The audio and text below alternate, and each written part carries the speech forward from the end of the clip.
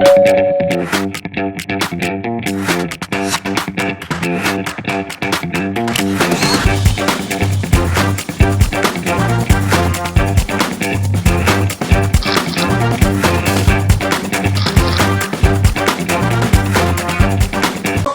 প্রথম শুরু করছি মালপোয়া দিয়ে।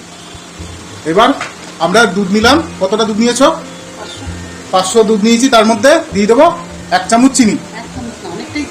অনেকটাই চিনি লাগবে। আমরা আন্দাজ মতন চিনিটা দিয়েছিলাম আগে।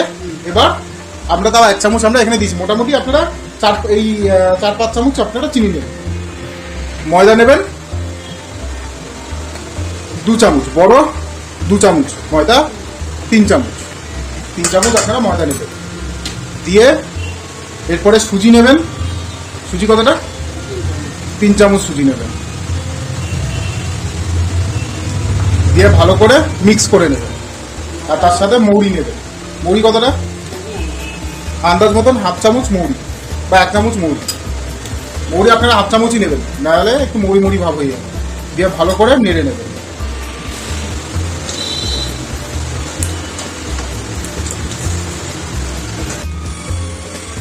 দিয়ে ভালো করে নেড়ে এটা কতক্ষণ রাখবে? আর একটু দিতে হবে, একটু পাতলা হয়েছে। সুজি কতটা দেবে?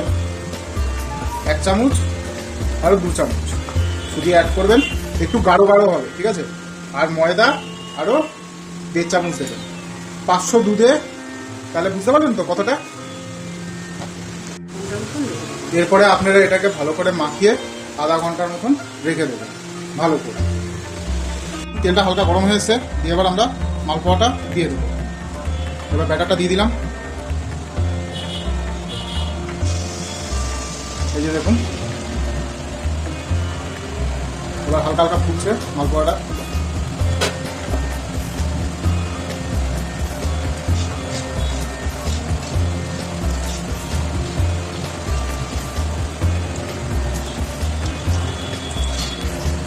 এবার উল্টে পাল্টে নেবো। মালপোয়াটা দেখুন বেশি ভাজবেন না, হালকা ব্রাউনিশ ভাজবেন। দিয়ে তারপরে মালপোয়াটা আস্তে উঠিয়ে নেবেন। দেখুন মালপোয়াটা কত সুন্দর হয়েছে। ব্যাস এইভাবে মালপোয়া করতে হয়। সবাইকে জানাই শুভ জন্মাষ্টমী।